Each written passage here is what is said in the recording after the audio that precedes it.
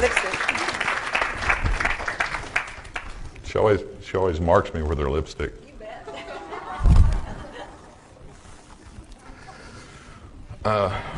My mother once told me I was going to hell if I didn't change my ways, and judging from the heat around here, I think I'm pretty close. My name is Edgar Fouche. I'm here to speak about secret government technology, reverse engineering of alien artifacts, and the top secret MJ-12 committee, which I write with my author, Brad Steiger. Brad, as you know, has published 143 books and has 15 million copies in print, which is pretty incredible. Before I'm through, you'll know exactly what the Flying Triangle is, the one that's been sighted around the world. It's the most exotic and classified aerospace vehicle that's ever been built. It may be stealthily hovering over Phoenix, Belgium, or your city. I'll show you pictures of Air Force aircraft I've worked, declassified Air Force aircraft, and classified aircraft that's never been seen before. I'll also explain how we come upon that technology. First, I'll share some of my family background. I was born to fifth-generation French Americans, and many of my relatives for generations have been involved with the government in fields of intelligence, crypto, and classified development projects.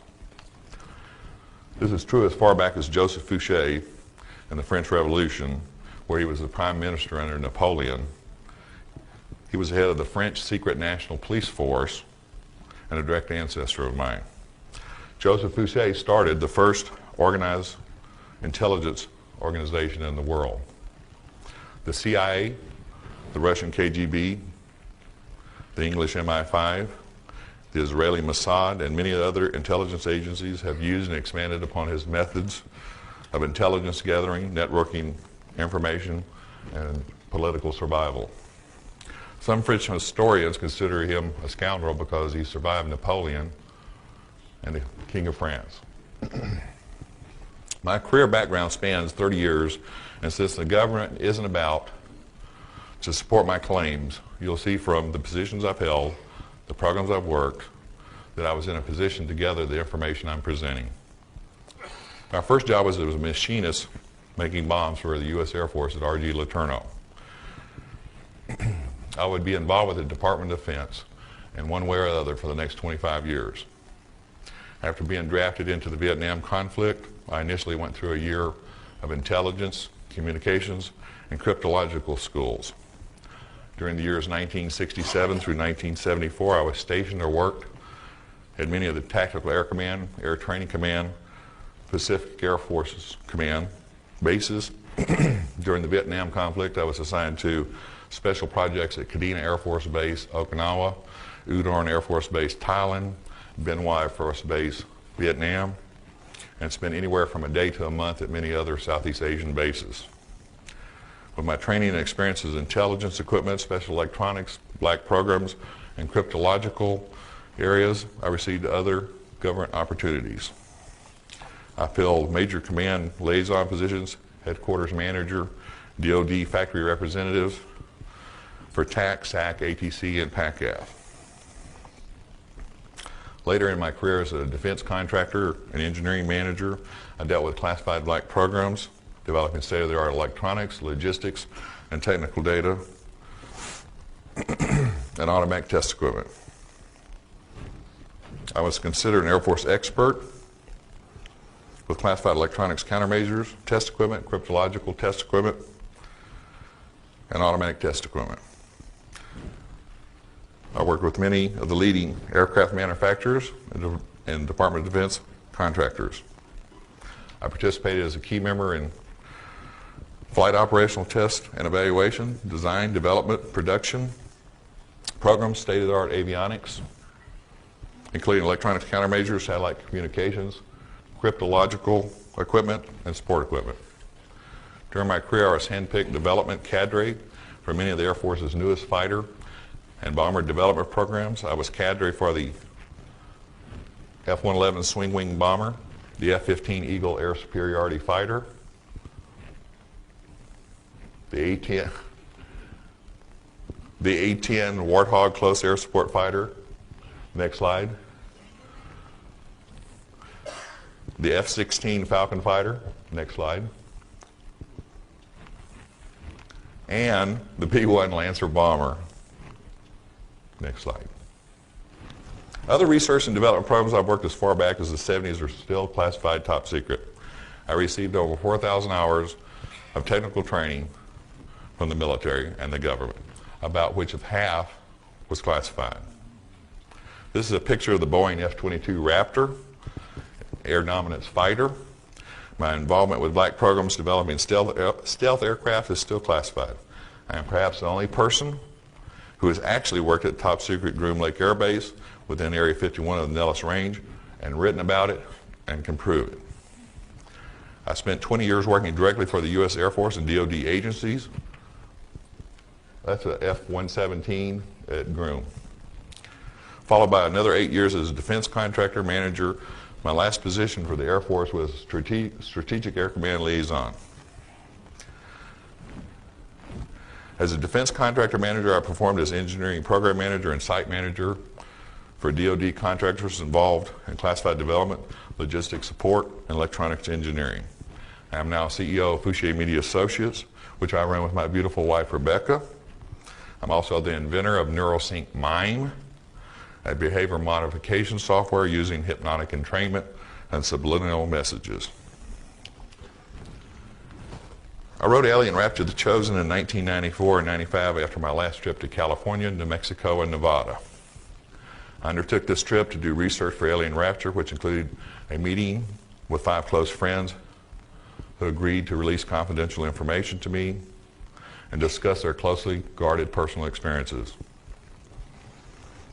Also interviewed other contacts who had worked classified programs, such as SR-71 pilots and engineers on black programs, and others who had flown classified development aircraft to gather information on UFO sightings and contact. At this point, I was blessed with teaming up with a great man and a great writer, Brad Steiger, who's a great friend also. I had decided to get out of the defense industry as I felt the fraud, waste, and abuse was rampant both on the government and contractor sides. I wanted to work for myself as a writer and develop my own ideas and products. So far, I've been a terrible boss. I've worked myself incredibly long hours with no benefits and a meager salary. Who were the 5 friends and co-conspirators, I like to call them, and a host of others, you might ask? The first friend was Gerald, a former NSA National Security Investigator and TREAT team member. TREAT stands for Tactical Reconnaissance Engineering Assessment Team. I think some of you call them Men in Black. He worked for the Department of Energy and the National Security Agency. This was his cover, but ultimately the National Security Agency controlled all his movements and everything he did. His job required him to watch employees with top secret and Q clearances and other classified clearances at the Nevada test site, the Nellis Range, Los Alamos, Sandia, and many other bases.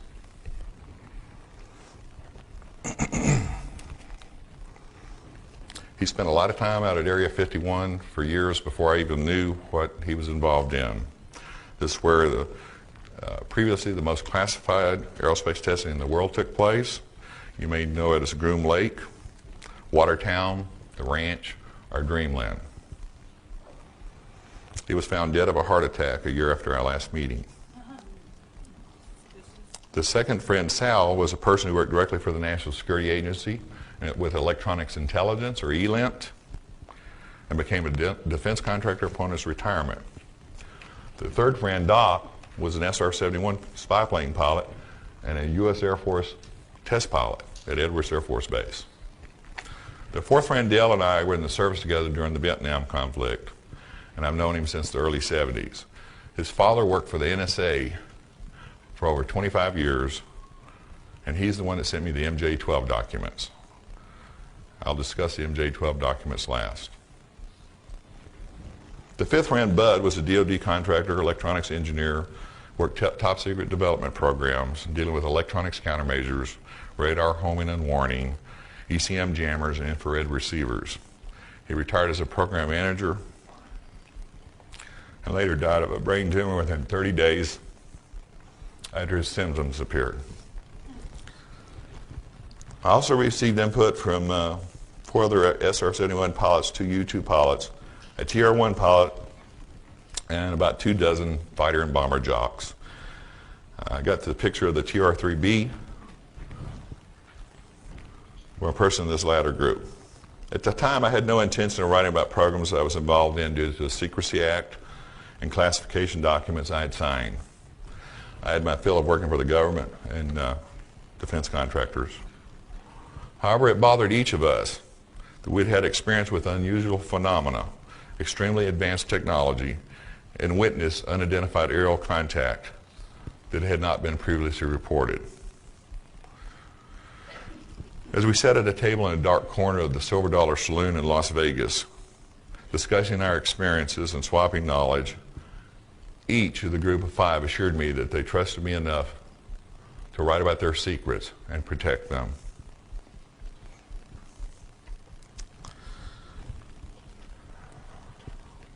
We agreed to get together the next year with an understanding that I would contact each of them and set up the meeting. In the meantime, I wrote down all of our notes and their input and their contacts from other friends about unusual phenomena and their personal sightings. Many of the things the group revealed to me were startling, even to me, who had worked 25 years on black programs. I used the information to piece together the story now titled Alien Rapture: The Chosen. I'm going to share some of these secrets and unusual phenomena with you this afternoon. The SR-71 was designed as a spy plane for the CIA in the 60s and designated the A-12. The Mach 3 Plus aircraft first flew in 1962, taken off from Groom Lake Air Base in Area 51. Later, once the Air Force took over the operation, it was designated the SR-71 Blackbird. My friend Chuck, an SR-71 pilot, related to me an in-flight incident he had in the 1970s. He was returning from a reconnaissance flight, was at an altitude of 74,000 feet and a speed of Mach 3, 3 times the speed of sound. He noticed something flickering in his peripheral vision. Hovering over his left wingtip was a ball of dense plasma-like light. When he stared at it for more than a few seconds, it hurt his eyes. Chuck tried to use his UHF, VHF, and HF communication sets to no avail. There was nothing but static. Repeatedly glancing at the ball of light, he watched in amazement as it moved effortlessly about his aircraft. At one point, the light positioned itself a few feet in front of the spiked cone of the air intake inlet. The enormous amount of air rushing into the engines should have sucked in and shredded almost anything in its path, but the light orb was mysteriously unaffected. The light, he noted, acted in a curious manner, if something inanimate could act in a curious manner, or act in any manner at all. It moved from time to time to other parts of the aircraft, staying until its approach to Beale Air Force Base, California. It was inside of the air base when the plasma ball finally pulled away from the aircraft in a wide arc at ever-increasing speeds. Of course, after reading his incident report, his operations commander told him never to speak of this incident. When Chuck related the story to me, he was absolutely convinced this plasma ball was controlled by some form of intelligence. I have over 2 dozen stories from pilots of similar incidents with UFOs and plasma balls.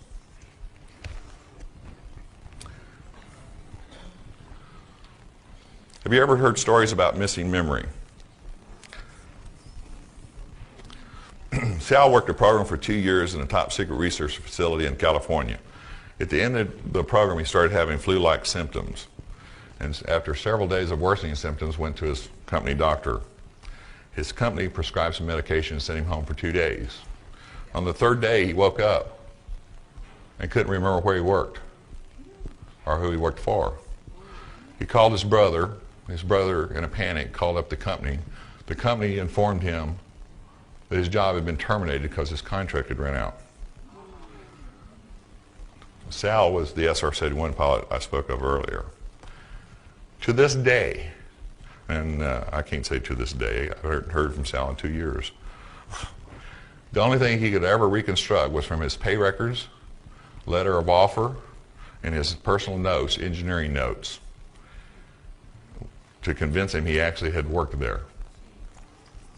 The company in question was involved in developing the TR3B gravity disruption device called the magnetic field disruptor, which is the circular accelerator part of the TR3B, which I'll go into more detail in a minute. Have any of you ever heard of the super strong foil-like material at Roswell? I'm sure most of you heard something about it.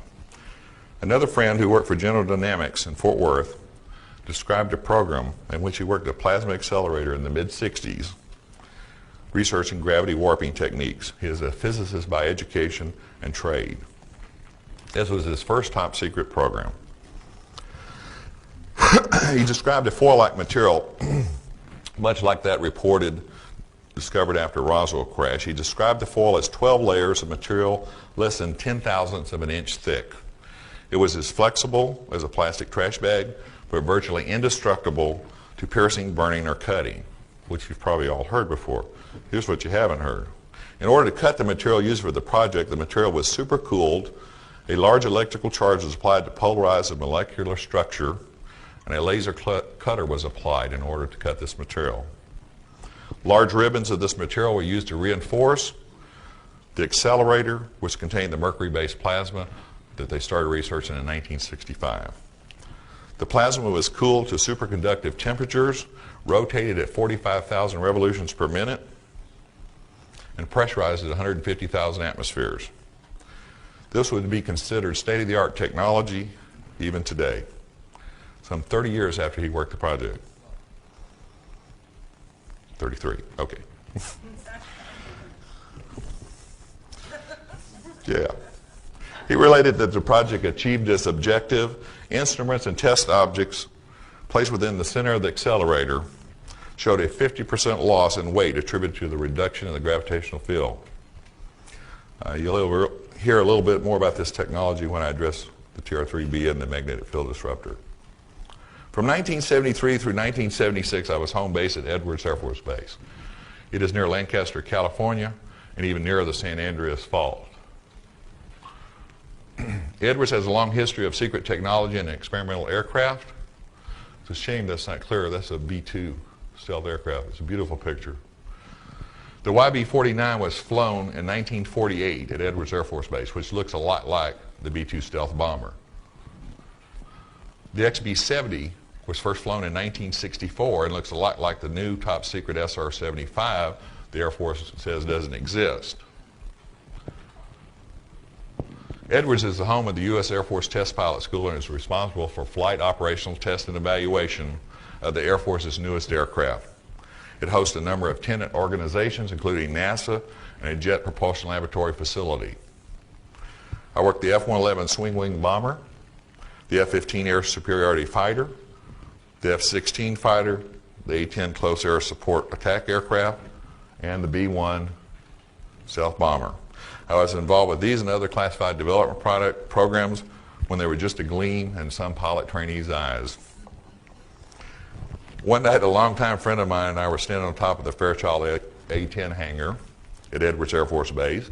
It was 2 a.m. and a perfectly clear night with millions of stars visible to the naked eye. This was a very common night at Edwards. I noticed a group of stars we were looking at seemed to be shifting in color. And at the time, I could name quite a few constellations. I'd just taken an astrology course, and I definitely knew what the Big Dipper was. I made a C in it. I made a C in that course, I think, or a B. So I pointed out to my friend that the 3 stars near the Big Dipper in triangular formation were not supposed to be there. We watched as the strobing stars shifted in color from a reddish yellow, from a bright blue to a reddish yellow. After a period of about 20 minutes, we could tell that the objects weren't stars because they were getting larger. This was somewhat unnerving.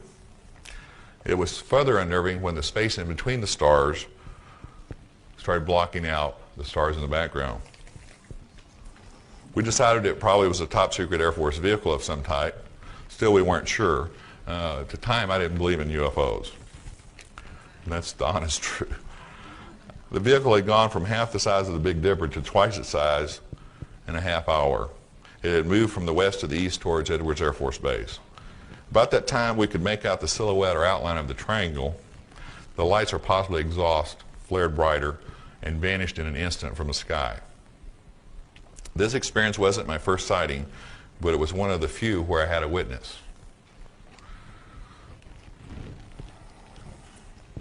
In the summer of 1976, I relocated to Nellis Air Force Base, north of Las Vegas. I spent 3.5 years there.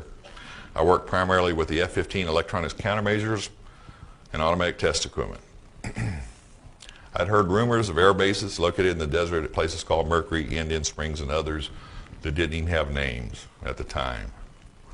Before the fall of the Berlin Wall and the collapse of the USSR, no one talked about their classified work experiences, nor did we repeat rumors of top secret technology or aircraft.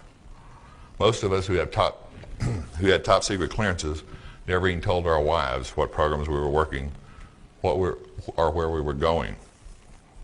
I once spent 6 months in Vietnam while my wife thought I was at a classified school in Denver, Colorado. The military, in a court of law, has actually denied the existence of classified Air Force Base inside the Nellis Range, out in the Nevada desert, within Area 51. Don't you know the plaintiffs and the lawyer were surprised to hear this? But that's another story. I was one of the few personnel at Nellis who had top secret clearance with crypto access and was certified on specific NSA cryptological equipment. I was certified on the Mode 4 IFF system for aircraft also, which uses encrypted codes. It was due to a combination of coincidence and my technical experience and my certification that I was requested to be temporarily assigned to a place which had no name. I was told by my commander to report to an office on the base. He didn't know where I was going to be working or how long I was going to be gone. And he was pretty ticked off at me because at the time we were fielding the F-15 electronics countermeasures equipment, and it was critical. And I think to this day he remembers that. I left the first Monday morning at 4:30 a.m. before sunrise. We boarded a blue Air Force bus with the windows blackened out. There were 28 other people on the bus on the first trip, including 2 security policemen with M16s and a bus driver. There was only one thing said to us for the whole trip. When we got on the bus, they told us, do not speak. And when the bus closed the doors, he repeated, do not speak unless you're spoken to. Well, if you ever had an M16 pointed in your direction, you don't talk. So we just, and it was pretty bad because the windows were, you couldn't see anything. And eventually this fine silted dust started coming in the windows and you knew you were out in the desert. In the 1950s, the government started building the super secret Groom Lake facilities for the CIA's U-2 spy plane. It's located in the north central part of the Nellis Range and designated Area 51. Construction of facilities continues even to today, except mostly at Papoose and south of there. The SR-71, the TR-1, the F-117, and then can you back up one slide? Don't you know when it was really dark, a lot of people thought that was a UFO? Okay, next slide. And the B-2, that's not a B-2, that's an SR-75. We're tested at Groom. Now the top secret SR, back up just one for a second. Now the top secret SR-75, the SR-74, now next slide, and the TR3B are operated there. Many of these aircraft have been misidentified as UFOs. When we reached Groom, the bus had pulled into an aircraft and then shut the doors. The security policemen dispatched the regular workers to their jobs. I was escorted to the electronics building with a sergeant who had an M16. I'm going to tell you something you've never heard before, and every person that comes after tells you they worked at Groom, I want you to ask them about this. Because no matter how much technology you work, or how many times you talk to people, you forget things. But you never forget discomfort. I was given a pair of heavy glasses to wear which can only be described as looking like welder's goggles. There is no peripheral vision. They have polarized lenses, and anything past 30 feet is blurred. It's like looking through your shower glazed glass. If an M1 tank barrel had been pointing at me at 50 feet away, I wouldn't have had a clue. That's exactly how they work. The whole time I was there, some 10 consecutive days first time, followed by numerous follow-up visits. The routine was the same. Leave Nellis Air Force Base before sunrise and return after dark. Only once did I get a glance at the whole base. They were getting ready to fly class in, and they flew me up in a helicopter, and I was supposed to wear the goggles the whole way, but I kind of peeked. I kind of shifted around, like you do one of these things. So I actually got to look at it from the air. For those stationed at Groom or commuting there daily, the flight schedules are posted for classified flights. Everyone not cleared for that particular program or flight has to be indoors, and there are no windows where you can see out on the flight line or into other hangars. You have to be off the flight line and inside 30 minutes prior to any classified flight. As you know, a couple of thousand personnel are flown into Groom and Papoose and other facilities that they've now moved further south every day from McCarran Airport and Las Vegas and Edwards Air Force Base. Many people drive in from Tonopah to live north of the range. Other people commute through Mercury and Indian Springs from Las Vegas. While at Groom, I made contacts. Later met them again at Nellis Air Force Base or around Las Vegas over time and became friends with them and stayed friends for many, many years. On my third day of the job at Groom, I had to remove a module from a multi-bay piece of satellite communications equipment used to support special mission aircraft. I noticed while inside this bay checking out the wiring, I contained a steel unit about the size of a large briefcase. I noticed it had a National Security Agency ID plate on it.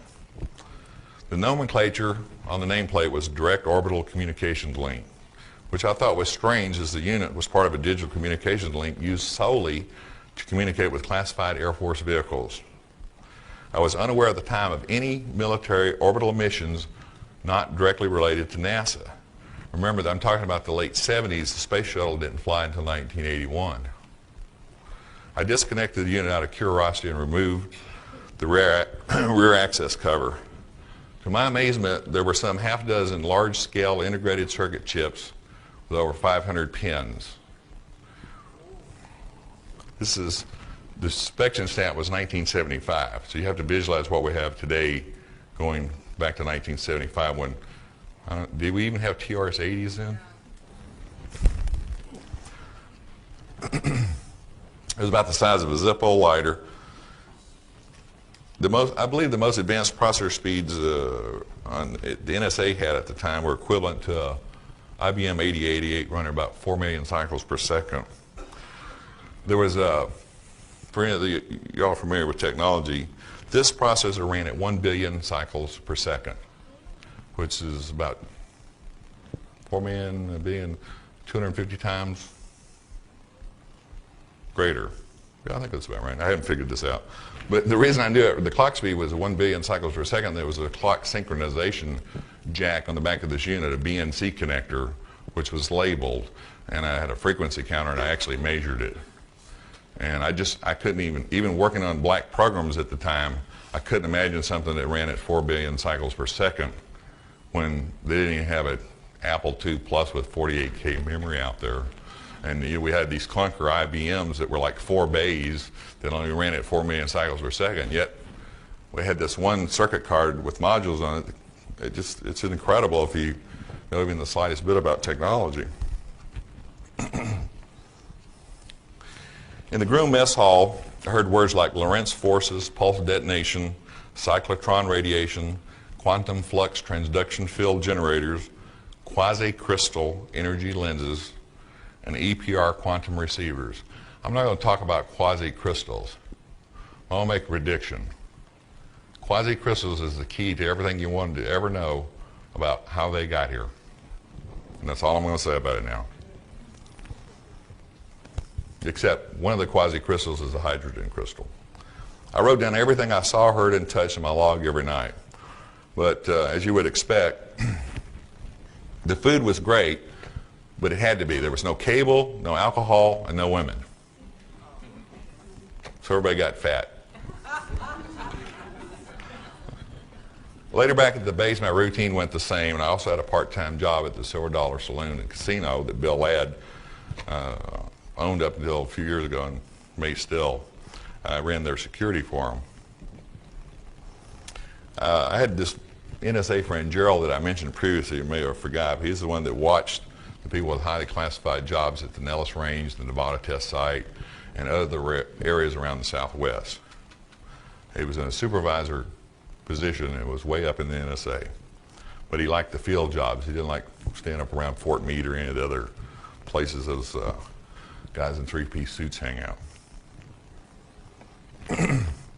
But his primary job was watching the people at Groom and the Nevada test site, where at the time they were still doing underground atomic tests, exploding bombs. He happened to mention a vehicle that was boosted into orbit and returned to land in the Nevada desert. It was an unmanned reconnaissance vehicle that took off from a B-52 bomber and used booster rockets to place it in temporary Earth orbit, low Earth orbit, for the purpose of taking reconnaissance pictures.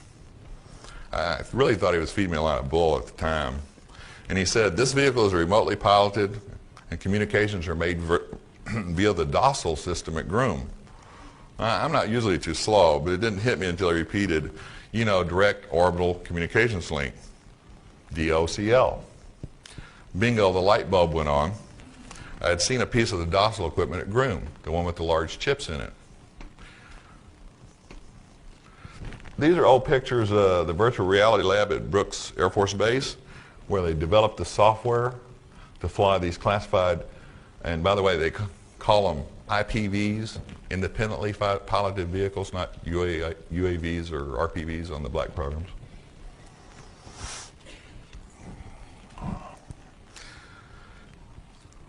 After I agreed to, has there only been one of these showed? Okay. There. After I agreed with my friends to write the story, there was a lot of discussion on who would stick their neck out. I don't know what that tells you about me. But they were, long after we were researching this book, they stayed with the defense industry, and I got out. So I was the only one directly tied to them, so it fell on my shoulders. I talked to several military judge advocate general lawyers, or JAGs. I actually did. I actually made appointments with them. And I told them I'd worked many classified programs and I wanted to write some fiction story that is technology-based. I was told I couldn't name any real individuals with real clearances or covers or their working names, and I haven't. I was also told I couldn't discuss any details or technology of secret programs I had been personally assigned to, which I haven't done. Then I was told as long as I did that, I could damn well write what I wanted to, and I have. Of course, I didn't tell them I was going to write about the government conspiracy to cover up UFO contact and reverse engineering of government, reverse engineering of alien technology, or that I was interviewing SR-71, U-2, TR-1, and the SR-75 pilots that I made contacts with over the years and had flown classified aircraft. But I didn't think that was important at the time to tell them. You don't think that was important? But you give the government too much information, they just screw it up. In the summer of 1992, the five friends and I, there were 6. See, when I run out of 5 fingers, I just get confused. I had completed my notes from our first meeting interviews. I On my last trip to Nevada in 1994, without benefit of my friends, I wanted to use some information from some other retired military friends and cross-check my facts. Everything I've written about in alien rapture, I've got from at least 2 sources. I have a lot of stuff that I haven't written about, and I probably won't, that I couldn't verify. And every one of these sources, I either knew directly for 20 or 30 years who'd worked blank programs, or only talked to their closest friends that they'd also known for many years. We did not talk to one person that somebody hadn't known for at least 15 years. We didn't want any strangers appearing with information. We only trusted our closest friends. Bud, one of my co-conspirators, had informed me he had a cancerous tumor and was going through some serious depression. He died 30 days. It was just incredible. He found out on a Thursday that he was having numbness and dizziness. Went to the doctor, found out 3 days later he had a cancerous tumor, and 29 and a half days actually later, I talked to him the night before he died. He was gone. So this was a blow to all of us. He was our guru. The remaining 3 friends, Sal has dropped from the face of the earth. It's hard to define paranoia in a group of 6 people like we were at the time doing what we were trying to do. But Sal was the most paranoid, and he's called us up a little over 2 years ago and said, I don't know if you're going to hear from him again, because we actually had a publisher and were convinced we may have a chance of getting this out before the government set on it, so he just freaked out. I like to imagine that he's like on some island in the Pacific drinking Mai Tais or something, I hope. Let me talk about my friend Doc. He has a theory that UFOs seem to like fast aircraft. This SR-71 pilot, Doc, was stationed at Kadena Air Force Base, Okinawa, where the SR-71s were stationed on the SAC side of the base back in 1973. In fact, I think they still are. I was there last time in '81. While flying back across the South China Sea from a reconnaissance mission, he encountered a shadow over his cockpit. Doc said his avionics systems went totally haywire and he felt the aircraft nose down slightly, which can be dangerous at 2,000 miles an hour or 35 miles per minute. When he looked up, he was so startled that he almost panicked immediately. Made evasive maneuvers to his right and down, which is one of the maneuvers they make if there's a missile detected. Doc said the object was so big that it totally blanked out the sun. His estimate was it was 250 feet to 300 feet across. It was oval in shape, but he wasn't sure of the exact shape because there was a shimmering halo of energy surrounding the vehicle. About 3 minutes later, and some thousands of feet lower, the vehicle reappeared on his left wingtip. He tried his UHF, and all he could pick up was a deep electrical hum. He abandoned his attempts, made evasive maneuvers, and for the next 10 minutes, this thing moved about his aircraft effortlessly and stayed right on top of him. Doc said and I'm going to quote him exactly, Doc said he got this sound in his head, and his words were, like a swarm of bees in my brain, which is, it's an interesting, must be an interesting sound. The aircraft would move from the left to the right wingtip of his aircraft, and it would take about 2 minutes to move back and forth. When Doc returned from his mission, it was the same routine as the earlier incident I told you about. His commander drug him down to his office the minute he opened his mouth about the incidents and gave him a direct order not to talk about it or they'd throw the book at him, and the book is the UCMJ. One of the interesting things that Doc related to me, being an SR-71 pilot and a U.S. Air Force test pilot, which is the elite in the Air Force are the test pilots. He said he didn't know one test pilot or SR-71 pilot or astronaut, and he can name most of them and give you their birth dates and their wives' names and tell you where they lived. He said he didn't know one that hadn't had some type of contact. But he also said he didn't know one that would ever come forward and be honest about their experiences for fear of retaliation from the government. You have to realize these people's pensions, which includes their livelihood, their medical coverage, their commissary and BX privileges. You know, the government controls all that, as do they mine, by the way.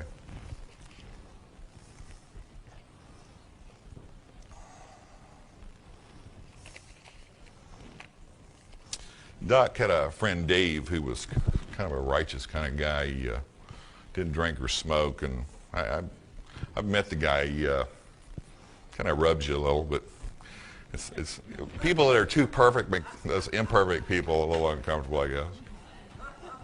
But Dave was drinking sake and over in Okinawa with Doc, which is kind of surprising since Doc had never seen him drink before. And he explained to him that he didn't start drinking until his last reconnaissance flight over eastern Russia. When he returned, Dave was so delirious that his crew, and I don't mean flight crew, I mean support crew on the ground, had to pull him out of the aircraft. Dave didn't know when he had taken off, what had happened, or how he got back. He woke up 2 days later at the Naval Regional Hospital in Okinawa. To this day, he remembers nothing of the flight, but he's also every night since this flight had nightmares, and his words were, "Something got to me up there in the air." He still drinks. Oh, that's good or bad, but he didn't talk about it. He didn't tell the flight surgeon. In the military, if you go to the flight surgeon and they see anything at all that seems unusual or unstable, they ground you.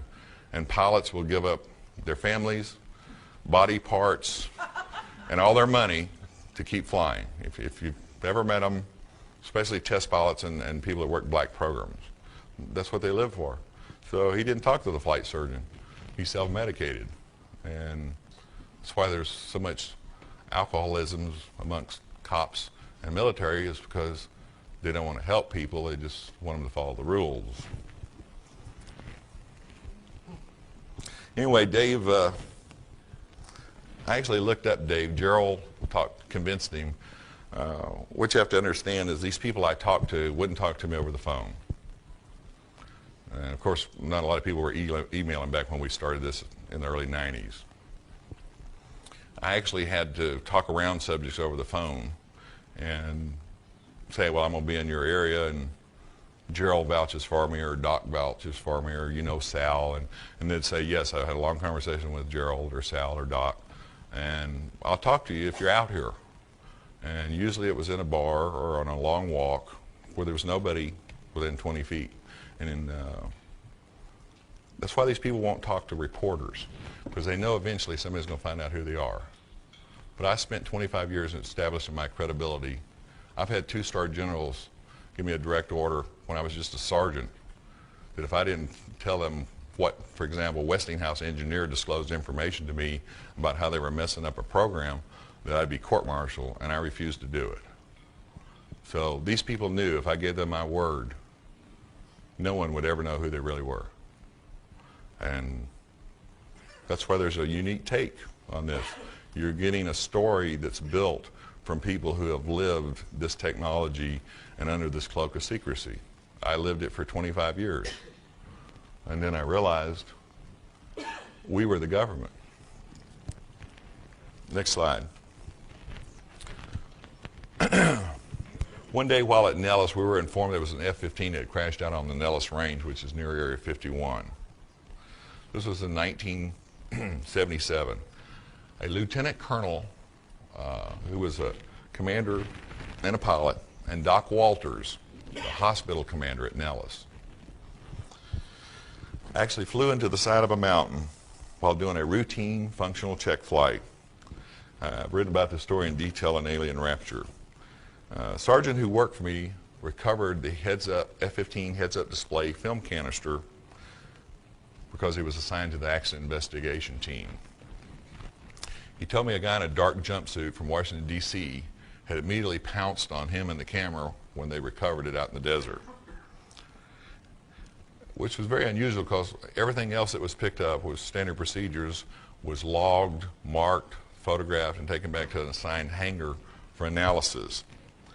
At the time, I'm not sure, I'm trying to remember, I think it was Fairchild, was prototyping CCD cameras which is, of course, everybody has them now, but for the F-15. This F-15 had a prototype video camera on it. It also had a flight data recorder. This guy in the jumpsuit, when they were recovered, were turned over to him without question. So I don't know who he worked for, but I don't think he worked for the Air Force. A couple of weeks after the crash, Gerald, and in fact it's funny because first time I ever met Gerald was at the Silver Dollar Saloon, and he didn't drink, but people with security clearances under a lot of pressure tend to drink or have other problems, and that's why he watched them. But Gerald had told me that Lieutenant Colonel, the pilot of the F-15 that had crashed, along with Doc Walters, radioed the Nellis Tower, and it said, and his words were, and I write everything down so I can quote other people instead of being glib. He said, "This extremely large thing is over my aircraft." Right on top of him, he screamed to the tower.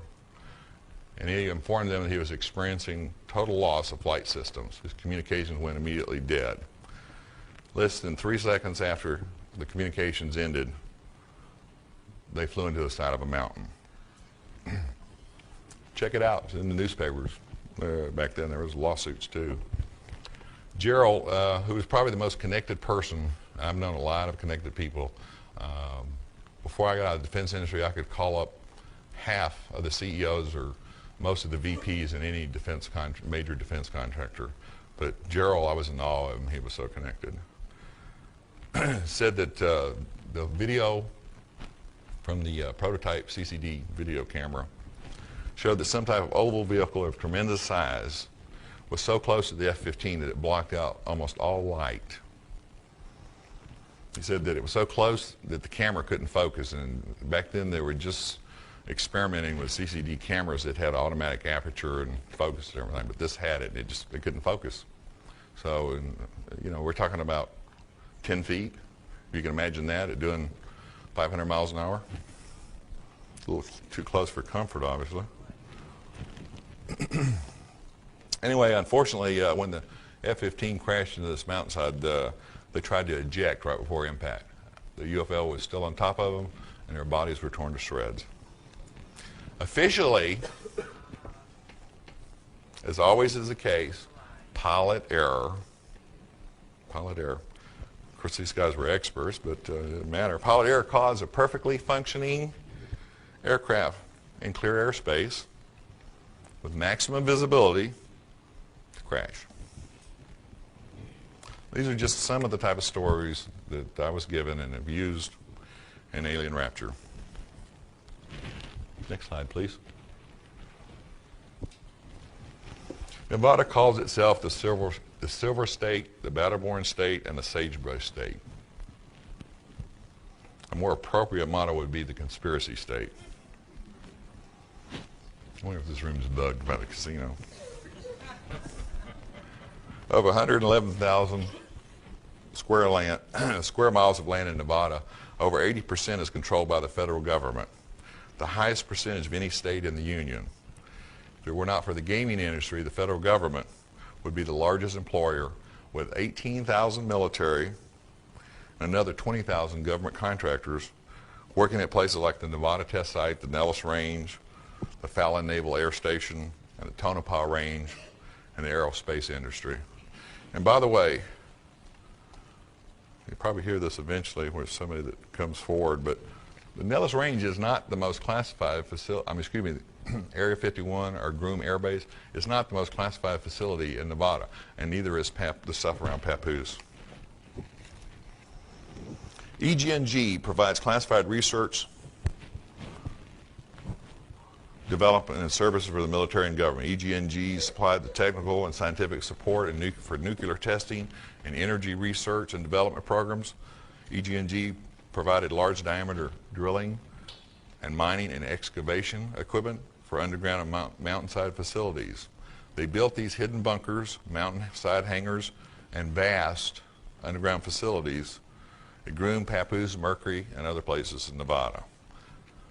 These facilities and observation posts are extremely well camouflaged. In fact, I'm going to I keep wanting to tell you these little anecdotes, but I'm afraid we'll run out of time if I do. But we'll take some questions here. In 1972, EG&G was granted an indefinite contract called Project Red Light to support the DOE and military. It gave them responsibility to assist in recovery of nuclear materials in cases of mishaps and to provide aerial and ground security. Gerald said that they were also responsible to the DOE and NSA and the MJ-12 committee, whether or not you believe in that, for reacting to sightings of UFOs and crashed vehicles and recovery of alien artifacts, as they're called. Okay, so now you say, what's going on today?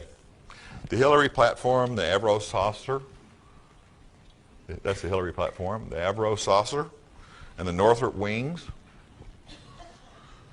were aerospace vehicles where advanced technology which emulated UFO characteristics were tested. See the date that was flown? 1948? And everybody thinks the B-2 stealth bomber is just, you know, kind of funny. It looks a lot like it. Dr. Paul Hill, a lot of you probably read his book. He's now deceased. There's going to be a lot of that going around. Was a UFO investigator for NASA for over 30 years. Everything he wrote in his notes was classified top secret, and he couldn't publish it. But his book got out because his daughter published this manuscript. If you want some more technical information, I suggest you read his book too. Lockheed's Advanced Development Projects Division, known as the Skunk Works, developed the A-12 for the CIA. What's really funny is 30 years after they built the SR-71, it broke the land speed record from LA to New York in 1 hour and 4 minutes. And it still didn't fly its max classified speed or altitude. Area 51, the Groom Air Base facilities, has a 6-mile long runway, the longest in the U.S. The Department of Defense and the CIA used it for the Air Force's most exotic vehicles. You ask why a 6-mile long runway? Well, up until the SR-75, the vehicles that came after that, you need a runway with high takeoff speeds because they also have very high landing speeds.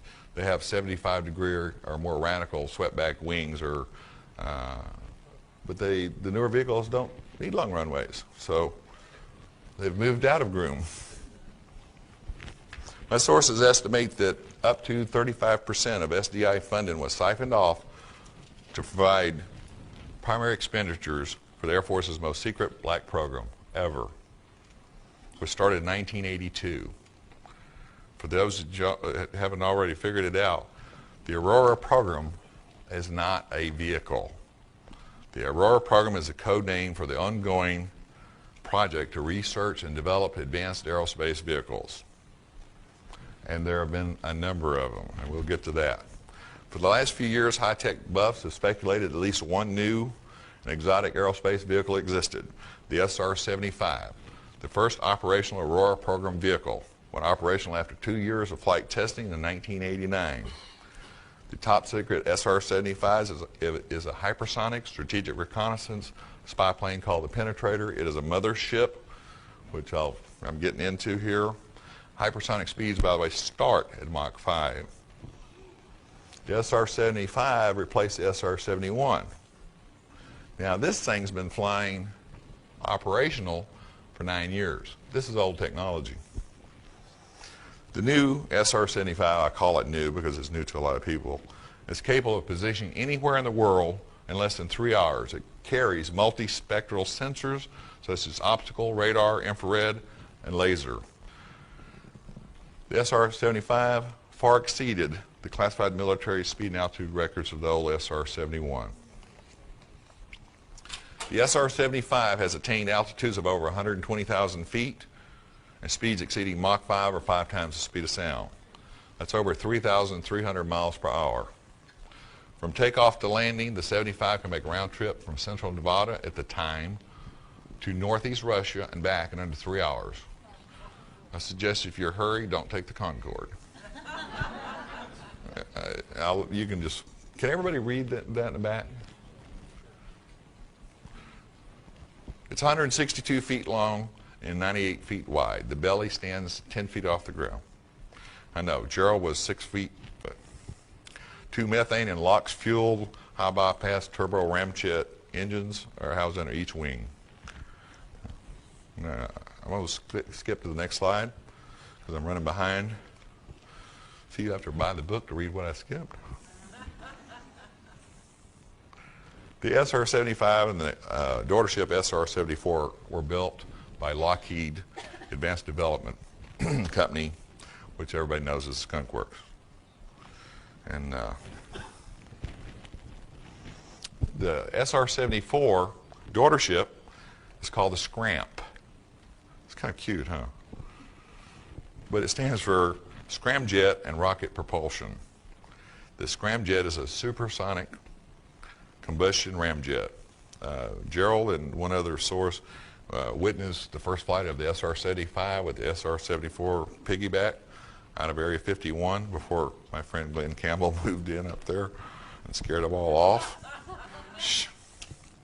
It was sitting piggyback the SR-75, and he said, I guess it was back as early as 1975 that he knew that they were developing the SR-75, which is pretty incredible. I guess it took them 12 or 13 years to get this thing flying right. So it must be some pretty good technology. The SR-74 can't take off from the ground. It has to be on top of the SR-75 above 100,000 feet altitude. Then it can attain orbital altitudes. The Scramp launches ferret satellites for the National Security Agency that weigh 2,000 pounds or less and measure 6 feet by 5 feet. But as you can imagine, the old satellites that were big as a van, you can pretty much now make one about the size of a briefcase, so you don't need booster rockets. Now, the NASA Space Shuttle, I'm here to tell you, is really an antique by comparison. The joke is on us. If you think these rumors are far-fetched, look at the YB-49 and the XB-70, flown in 1948 and 1964, respectively. Now look at the SR-75, which has been spotted numerous times. You say the government can't keep a secret? Boy, you're wrong. There's new rumors from my sources that two new vehicles have been placed in permanent orbit. One of these vehicles is the Space Orbital Nuclear Service Intercept Vehicle, SUNCIV. When you hear it from another reliable source in 10 years, you'll remember this. It's codenamed Locust.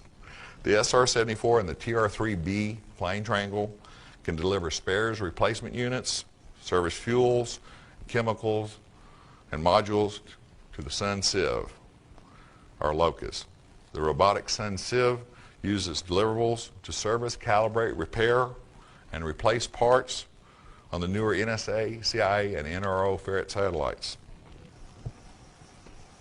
And I know for a fact that they were developing robotic repair of electronics equipment as far back as '81, because I worked a program to where they didn't want technicians looking at the equipment. Remember, I was in the forefront of automatic test equipment when they didn't even have a computer to automate anything with. Finally, I've saved the best for last. The operational model of the TR3B. A friend of mine said he'd never forget the sight of the alien-looking TR3B landing at Papoose, south of Groom. The pitch black triangular-shaped TR3B is rarely mentioned, and then only in whispers. Next slide. The original TR3B was 200 feet across, the prototype. It was codenamed Astra, and I was just informed by Jeff Rentz when I did his radio show that Astra has connections all the way back to the Indian flying vehicles several thousand years ago, which is interesting they codenamed it Astra. The tactical reconnaissance TR3B first flight was in the early 90s. The triangular-shaped, nuclear-powered aerospace platform was developed under the top secret Aurora program. By 1994, there were $3 billion plus operational models. The operational model is 600 feet across. This flying triangle is not fiction. If you don't believe me, ask the tens of thousands of people who have now spotted one version or another of it, from Belgium to England. Ken can tell you about people that have seen it in England to Arizona. The TR3B vehicle's outer coating is reactive to electrical radar stimulation and can change reflectiveness, radar absorptiveness, and color. The polymer skin, when used in conjunction with electronics countermeasures and ECCM, can make the vehicle look like a small aircraft, flying cylinder, or even trick radar receivers into falsely detecting a variety of aircraft, an aircraft in another location, multiple aircraft, or no aircraft at all. The circular plasma field accelerator ring, called the magnetic field disruptor, surrounds a rotatable crew compartment. It's far ahead of anything you've ever imagined as far as technology. Sandia and Livermore Laboratories developed a reverse engineered MFD, and I believe the government will go at any lengths to protect this technology. But you're not going to be able to build one of these from what I tell you, nor am I. So the government will go to any lengths. Believe me, the plasma in this accelerator is mercury-based. It's pressurized at 250,000 atmospheres at a temperature of 150 degrees Kelvin, superconductivity, and accelerated to 60,000 revolutions per minute to create a superconductive plasma with the resulting gravity energy. The MFD generates a magnetic vortex field which disrupts and neutralizes the effects of gravity on mass within proximity by 89%. Do not misunderstand. This is not anti-gravity. Anti-gravity you can use as a propulsive force. The mass of the circular accelerator and all the mass within the accelerator, such as the crew compartment, avionics, MFD systems, fuels, environmental systems, and nuclear reactor, are reduced by 89%. This causes the effect of making the aircraft extremely light and able to outperform any aircraft yet constructed, except of course those we didn't build. TR3B is a high-altitude stealth reconnaissance platform with indefinite loiter time. Once you get it up there at speed, it doesn't take much propulsion to maintain altitude. With the vehicle's mass reduced by 89%, the vehicle can travel at Mach 9 vertically or horizontally. So for those that have had sightings of things making right, and they're not perfect right turns, obviously. Nothing can make a perfect right turn. It's against the laws of physics. But it sure looks like a right turn at a distance. For those that have seen it, that's how they do it. The TR3B uses 3 multi-mode thrusters mounted on each corner of the triangular platform. I was going to go into liquid hydrogen, oxygen, rocket engines, and all that. Next slide, but I'm not going to have any time here. The multimode propulsion system can operate in the atmosphere with thrust provided by the nuclear reactor, and in the upper atmosphere with hydrogen propulsion, and in orbit with combined hydrogen and oxygen propulsion. The original picture of the TR3B was taken with a digital camera that was carried on a Special Operations C-130 out of Hurlburt Field. It was flying mission support for the TR3B. The current picture, by the way, that was developed with 3D Studio from that digital picture hangs in the black vault at Lockheed. That's all I can tell you about that. Minimum of 4. Next slide. That is a C-130, by the way, that he was flying. Many sightings of UFOs are not alien vehicles, but top secret TR3B, other Aurora vehicles. Next slide. That was the original digital picture. Next slide. I do have 25 minutes? Okay, I'm skipping along. So.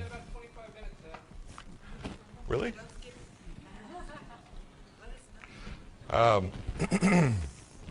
There's a lot of confusion, like the Aurora program being an aircraft.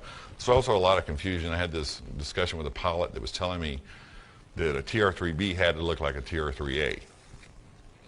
That used to be the case, by the way. The TR3B was modified. The TR3 was a concept vehicle. Was modified to the TR3A, which looks like a flat jelly bean, batwing shaped vehicle. I believe Bill Sweetman in the Aurora book pictured it. But the TR3B has nothing in common with the TR3A. That doesn't look anything like what Bill Sweetman pictured. And then there's a Tier 2, 3, and 4. There's also a TR3C. And then there's Tier 3 minuses and Tier 3 pluses. And every one of these are distinctly different vehicles. And the government has done this. It's their shell game with nomenclature. So if you see a TR3A and you see a TR3B and you start comparing, you didn't see the same thing. And if you have heard from somebody a nomenclature and you're comparing, yeah, that sounds like the TR3, you mean your TR, that it doesn't match up. Sneaky, aren't they? Before Gerald died, we had a long conversation. He was sure he had documentation that could prove the existence of reverse engineering of alien technology. We talked about a lot of things, but I don't know. I've published just almost everything that was given to me or passed on to me. I don't know what else he knew. He was obsessed with quasi-crystals, and I'm not even going to get into that because I'm not a physicist and I don't want to understand that. I also believe that Colonel Corso, do you like that picture? Whoever can really figure out what it really is, I'll buy you a Coke. You ever seen a convertible aircraft? Leave it there for a second. Can everybody see that?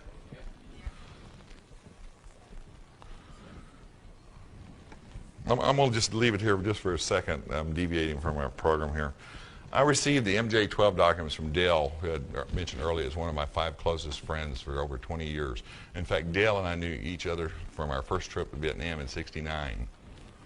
His father now has been, before he retired, put in 30 years, almost 30 years with the NSA, and transferred over as a military officer.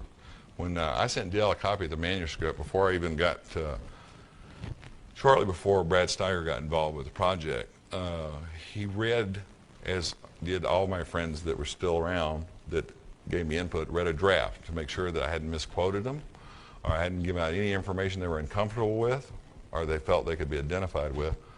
So Dale was reading the manuscript, and his dad and him were very close. Said, I'm going to give you some documents. And he says, they're blackened out. And he says, but I want you to retype them, and where there's blacked out, just leave spaces. Dale's father is the one that passed on the MJ-12 documents to me. Okay, next slide. And we're going to get into this here. That's just a cool picture. I just thought I'd throw that in. That's supposed to be a wormhole in the TR3B, and I tried to visualize what they were doing with these quasi-crystals, and that's my visualization. Okay, next. For the remaining time I have, I'm going to discuss the MJ-12 documents I received. There's already been a lot of controversy over this, and I'm just barely going to be able to scratch probably 2% of what's in the book. And I'm going to let y'all, any of the interested, read this while I take questions and answers. But I'll tell you this, a couple things when we get through them. These documents I received, and by the way, I've copyrighted every government document I've got my hands on or information, because I want the government to come forward and say, we have a copyright to that. Yeah. So, I hope they do. Okay, now, can y'all read that? Well, it's going to shorten my question and answer, but I'm going to read a couple things to you. The presidential order signed in 1987. Previous slide, back up just one real quick.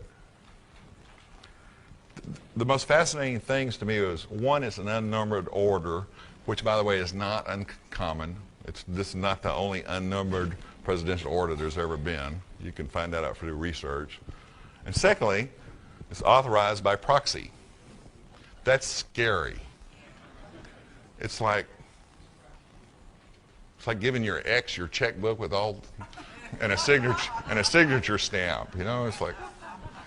Okay, next slide. By virtue of the authority vested in me as the chairman of the Mars Jupiter 12 Committee, an ultra secret committee established by President Truman with full consent and permanent voting members of the Mars Jupiter 12 Committee, this presidential order by proxy is established as follows. Now, I'm not going to get in debate with anybody about what Majestic 12 stands for. This Mars Jupiter was on the document, and I know that a lot of people think it stands for a lot of other things. And I've been hearing, I'm not a UFO person. I was a technology person. I haven't read a lot of these books, but I heard there's a, is it Sitchin that discuss 12th planet. So I believe these documents are real. Whether or not you believe them, is, you know, it's your right. But Mars Jupiter 12 has never been used in with Majestic 12 or MJ 12. So I wanted to clarify that this is definitely different. I know it, you know it. And for those that think I might have mistyped something wrong, that's the way I got it. Charter. This is pretty scary stuff. There is hereby established a strategic group of key government personnel called the Mars Jupiter 12 Committee, referred to as MJ12, with the authority to take any action to the maximum extent possible in relation to foreign or alien data, materials, information, technology, artifacts, and extraterrestrial biological entities, all hereafter referred to as foreign artifacts, which may bear upon the national security of the United States of America. Amendments to this charter and foreign artifacts, materials, and information shall be classified to the highest levels available to the U.S. government. The MJ12 Committee's actions and directives will be referred to as a program outside the MJ12 membership. The MJ12 Committee shall have sole United States governmental authority to direct each FA aspect, foreign artifact, or substance, and to make sure that each foreign artifact, make such foreign artifact available to the President or the members of the MJ12 Committee. Next slide.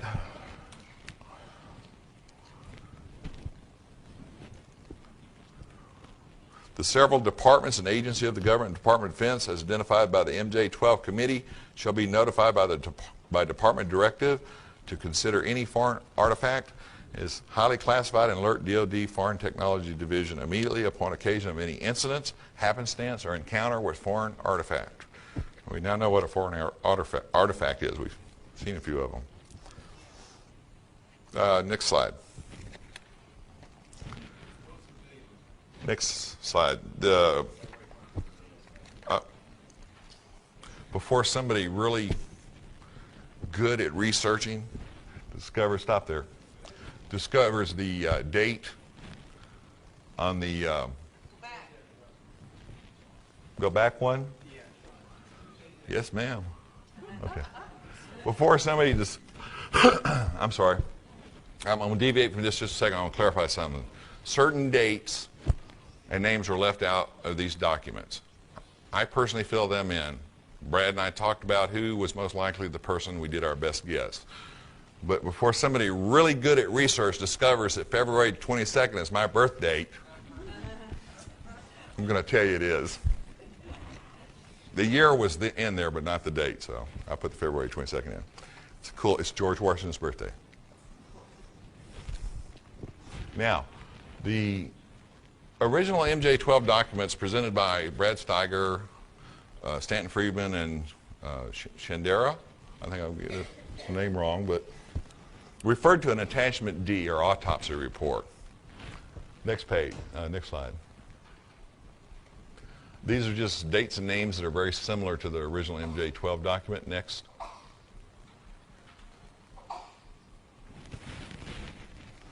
The purpose of this preliminary postmortem examination is to determine the cause and manner of death, the origin of the entities, and the type of biological life form. We're not going to get to the meat if we don't move through this general stuff. Next one. This basically talks about unidentified debris, where it was crashed, who was there. Next slide. Now what you have to remember is I received and copyrighted this information prior to 1994. This is before Corso ever wrote his first draft. It is before the alien autopsy film was known about even by Tim Shawcroft, who I just did a video interview with last night, and they were the first to publish the alien autopsy. All this was copyrighted before anybody knew anything about things that have come since. And this is another thing that validates these documents, at least for me. One is the fact that they discussed that all the bodies were identical. And trust me, when the military says identical, we're talking identical. I'm not going to read the details because there's some highlights I want to get into. Next slide. You're talking about the covers. Don't go back, but on the previous page, at the end it said a dark, coarsely textured, flat, black, seamless, almond-shaped apparatus covers each eye with no apparent attachment points. For a lack of better description, eyeglasses or sunglasses come to mind. Perhaps their apparatus is an aid in distance viewing, blocking harmful solar radiation, enhanced spectrum detection, low light or infrared vision, or some other unknown use. Again, I'll make a point of this. Before Corso wrote about seeing these funny lenses, before the alien autopsy, y'all have seen it, remember them peeling off these little black lenses for everybody that says aliens have black eyes. Well, these guys have been hanging around Hollywood because they're wearing shades. Okay? They are not their natural eyes. They have some type of lens. All this was copyrighted prior to 1994. We have documentation. We can prove it to anybody, just like I did the Brits. When they asked me if I could prove I did all the jobs, I said, I brought 200 documents. And it's all going to be on their film, by the way. So that, to me, it's just extremely fascinating to know that, you know, I got a whole document. I didn't even know what MJ-12 was, by the way, when I got these documents. Color me stupid. I just didn't know. The other point, other than eyes, this has never been discussed. It's a shame we can't talk to the government people that did the alien autopsy so they could spread a little disinformation. It says tiny lines run horizontally from head to foot, much like record grooves, but smaller, and are only discernible through a magnifying glass or microscope.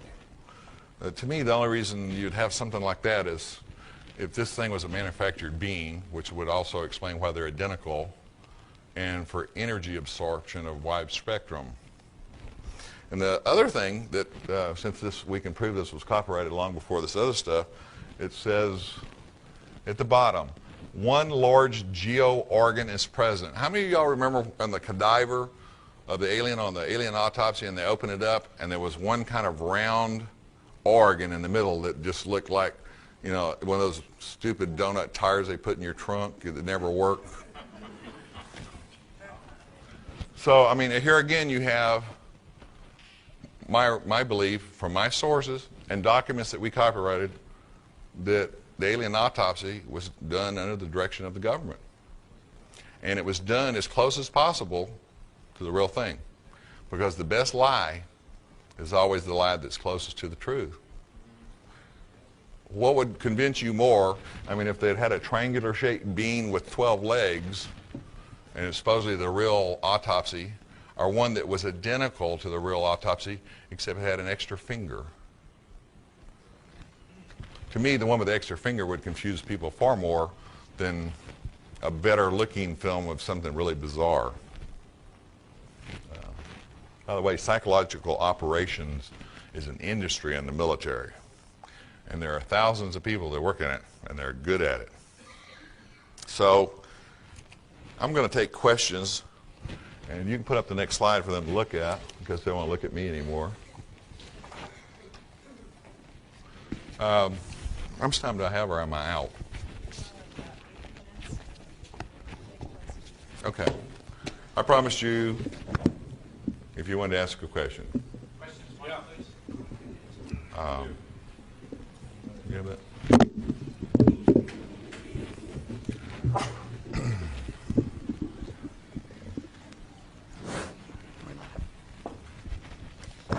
Okay, two questions I have. Number one, you are going to discuss reverse engineering on alien materials.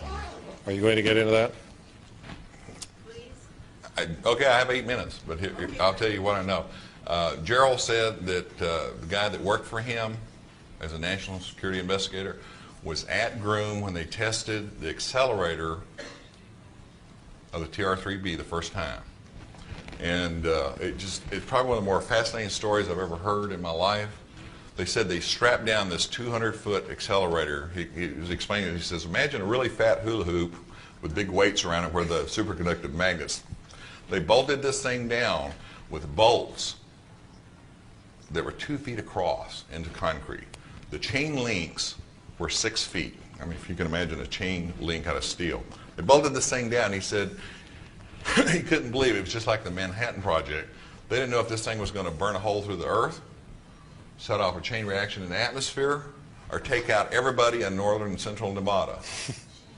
They turned this thing on, and they've got, I mean, dozens of cameras, people hidden around places where they could watch the cameras, and they held their breath, and nothing happened. Nothing. $20 billion to develop this accelerator from 1965. And I know a guy that worked at General Dynamics when and they might have been doing it before that, but I can track it back as far as 1965. You know, that much time, that much money, and did nothing. However, they figured out after a while, I guess somebody must have walked up to it like, you know, a car that won't start and kicks the tire. They figured out the thing was 89% of the mass and weight was reduced. So what do you do when you have a flying saucer that you tried to build? It's kind of like the Indians if we drove up a Model T back in the American Indians and say, hey, you can build all these you want. And they'd go, thanks a lot.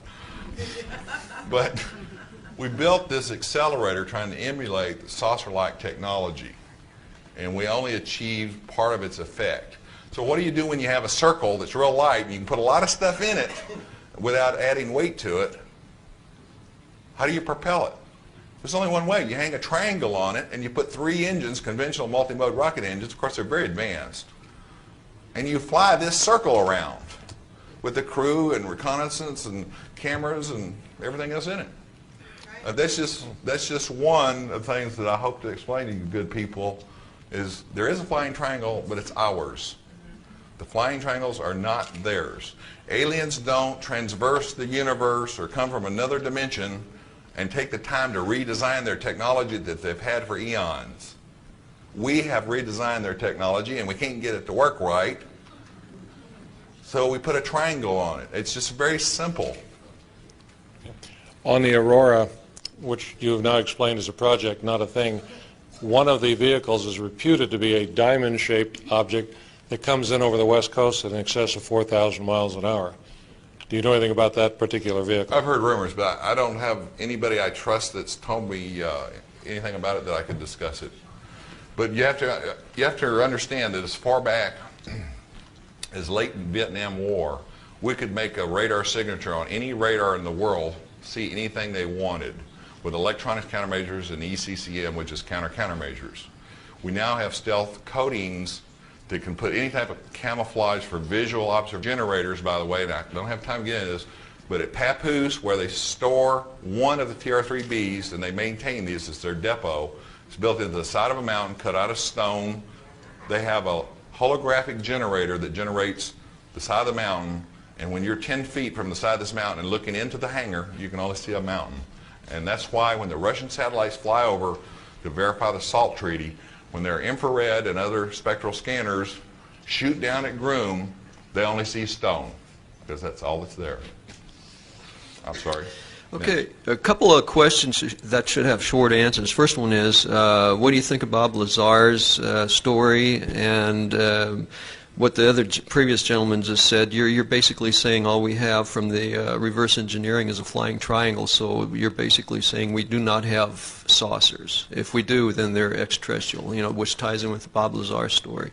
The other part is last year Popular Science did an article that some of the black projects from Area 51 have been relocated to north central Utah. The reason being given is that the 1950s nuclear tests in the Area 51 have been kind of. Me on the first question. Oh. Let's stop there for a second. Oh, okay. First of all, everybody asks me about Bob Lazar, and I don't have anything negative to say about anybody I've never met, and I wouldn't say anything in public. But my only explanation is. He might have seen the accelerator, which is a saucer. Okay. The second thing is, I showed the Brits last night, and I'm not going to make a habit of doing this, so they've got it on film. Almost 200 documents showing that I had crypto, special access, special programs to verify my credibility. Nobody has ever mentioned the goggles. If I forget everything I've ever known about black programs, I'll never forget feeling nauseous from wearing those damn things. So how do you forget something that causes you discomfort every time you leave a building? Okay. As far as Utah, absolutely. Yeah. There's nothing top secret at Groom anymore. The only thing that's left there is the stuff they've moved south that only need short runway or no runway. So that story is basically bogus, that they did not move anything to north central Utah. I don't know where they moved them to. I've disassociated myself from all the government 3 years ago to protect everybody I ever knew. My information is 3 years old. Don't know anything new. Don't want to know anything new. Okay. If Nellis isn't the most secret facility in Nevada, which is? If you'd been listening, and I know I refer to my notes a lot, but this was done in a hurry. I had a lot of pressing things. The Defense Advanced Research Center. It's the coolest acronym in the world. Mm-hmm. DARC. Mm-hmm. There's 10 stories underground, and I'm talking about massive amount of square feet, south of Papoose. It was all built by EG&G. Okay. That's the most classified place in Nevada, and I keep getting all these. Okay. One more. If the triangle is so super secret, why did they fly it over Europe for everyone to see? Okay, imagine as we will, and I'm stopping, and she's giving me that look. The War of the Worlds broadcast, the Brookings and Rands studies that we couldn't handle it. They're testing the waters, I suspect. I don't know. I don't have any information on that. I thank you so much for your kindness in having me.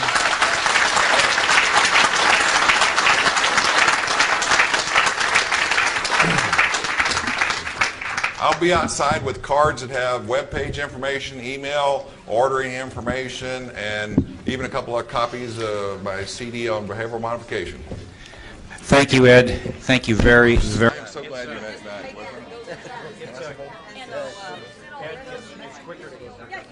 Here, could you back box of my slides and give me a pin for me? Yeah, we're right on it right now. Okay. Here. A real quick thing, Ed.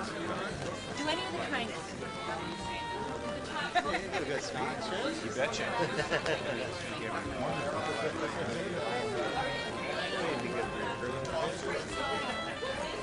Mentioned in his last paragraph, yes, we are.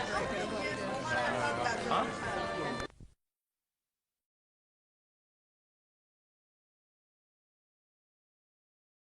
But a computer simulation is no proof that theory has become reality.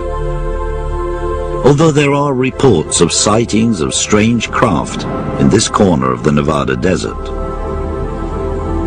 Like the UFO phenomenon itself, the world of black projects is shrouded in mystery.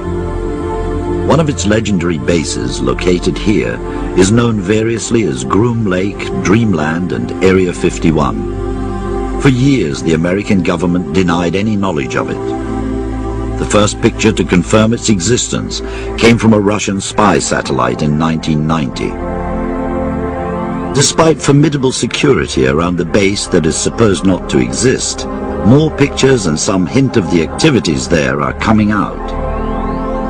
Area 51 is the primary classified test facility for aircraft by the United States Air Force and the U.S. intelligence community. Traditionally, that's the location where new reconnaissance aircraft, such as the U-2 and the SR-71, new stealth aircraft, such as the F-117 fighter, have been tested. It's also the primary facility where aircraft acquired clandestinely from Russia or other countries are stored and tested for evaluation. Reliable information on what goes on here is difficult to come by. Although some claim to have worked at Area 51, there is a suspicion that those who talk don't know, and those who know don't talk. But Edgar Fouche's credentials as an Air Force avionics specialist do qualify him with the exact sort of background to have been assigned to Area 51. I was there to repair and do a couple of modifications. And I went up every day at 4:30 in the morning before sunlight, came back every night after dark, and did this for 10 days straight. The thing that bothered me the most about Groom was not somebody walking around with an M16 glaring at me when I was trying to work at times, but having to wear the goggles that looked like the black welder's goggles, that the sides are blocked off so you have no peripheral vision. And at about 30 feet, everything becomes blurred. And at 50 feet, if somebody was pointing a gun at me, I wouldn't have seen them. So, but any time you're outside, or I was outside of my facility, I had to wear them because they didn't want me seeing anything, say, in the next building over, or aircraft that were sitting on the flight line. There are rumors that the Aurora project is responsible for many UFO sightings in the vicinity of Area 51.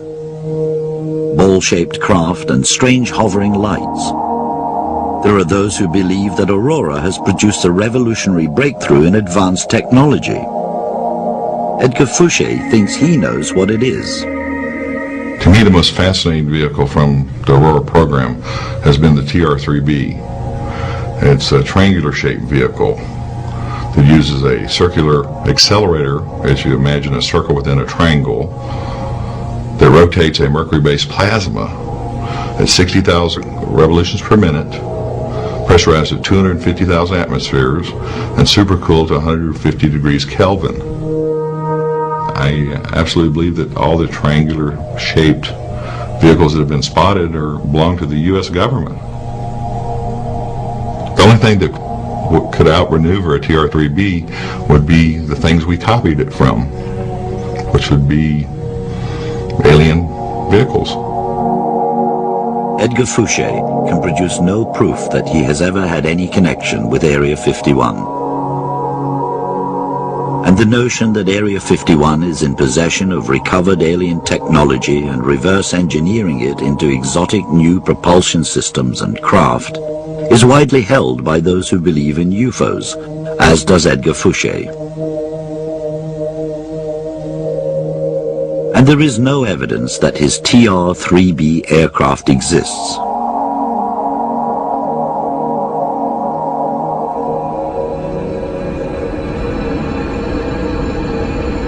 Except that in recent years, unidentified triangular craft with a pulsating light in the center have been seen in various locations around the world.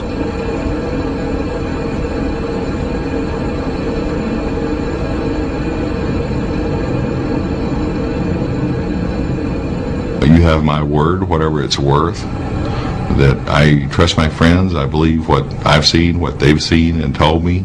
And I believe this technology exists. I'm absolutely convinced. Fact or fiction? Can black projects such as Aurora and its predecessors be the answer to what pilots and others have been seeing around the world over the past 50 years? Back in 1967, I have absolutely no doubt that there was no military craft of that shape and that capability flying. Having said that, if there were to be such advanced technology, secret technology from the military, then not only would they have the advanced craft, they'd have the advanced control systems, radar control systems, and very well briefed pilots who would be invited not to fly in conflict with airliners, certainly not to fly on reciprocal courses in airways, but to confine their experimental flying to the areas such as the North Sea, maybe out in the Atlantic somewhere, or the deserts of America. Maybe at that time was the SR-71, the American airplane, but they can fly at about a 3.3 max. and the radius of turn at that speed is about 20 miles. And this object was in a hard turn to the right and disappear. Was very impressive. I don't think it's a secret weapon or something like that. It was not an airplane, it was an object, an unknown flying object.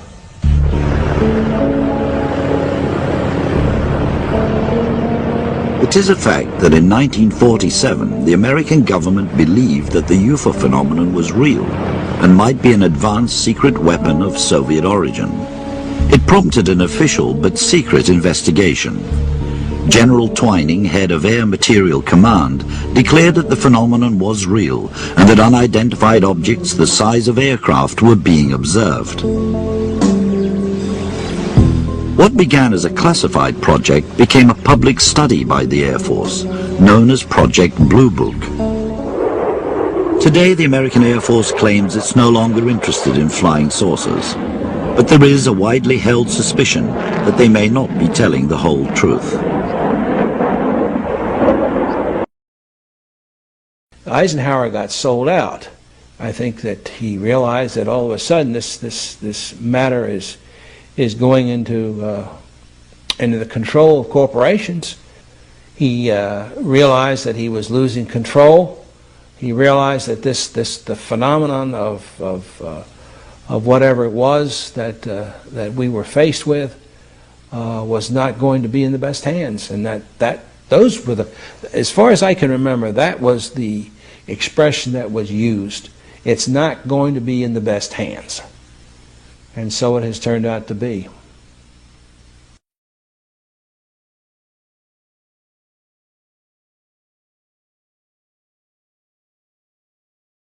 One day, Sergeant Allen and the other sergeant, and I'll remember his name soon, Sergeant Atkins. They were, and Sergeant Montalegre, and they came to us and said, "Look, we got a situation where we have an aircraft crash that's possibly friendly, and they need us to go and secure the crash site." And well, we found the area really easy because there was a huge gash in the land where something had crashed. Everything was burned, and it was like if you had almost cut like a warm butter with a knife. I mean, it was just, it's like something on fire or had or some kind of energy, like a laser almost had like gutted. I mean, it was really strange, and basically we were the first ones to see the object. And basically what happened is we didn't go straight up the hill, because basically this thing went up the hill and then off into the side of the ravine or the ridge. This is about a 200-foot ridge at least. It was buried in the side of the cliff. But anyway, we didn't go straight up. We went on to the left and walked up to the top of the ridge, and that's when we saw the craft. Basically, this is a huge ship, and 10 meters in width and about 20 meters in length. I'm just not sure. That's just an estimate from what I remember. But it was huge. I mean, it was big, man. And it was shaped like almost like between an egg and like a teardrop almost. And when I first saw it, I was scared. It scared the heck out of me. I didn't know what to do, and it was dripping this syrup-like syrup viscosity, this liquid. It was everywhere, all down everywhere when we went down there, because there were plants and everything. And it was weird. It was a purplish green color, and it kind of like fluctuated. Like you couldn't really, when you'd look at it one time, then you'd look at it again, and it would it's almost like it. I don't know if it was like alive and it was just changing, but every time you looked at it, you saw a different shade of greenish purple. It was strange. There was one light on it that slowly went around, and the machine, I could hear it. I guess because it was still functioning, and it had like a hum to it, like a really bass, like say if you unplugged an amp from a guitar, that kind of it was really it was really deep, and it kind of fluctuated, and then finally it just cut off, and everything just seemed to stop. When I was looking at the craft, it was buried, so I could see the back of it, and there were these large vents. Well, they look like vents, sort of like a fish gill on the back. I couldn't see around the other side, and I'm assuming it was the same way on the other side. That looked like, I don't know, that could have been used for propulsion. I'm not sure.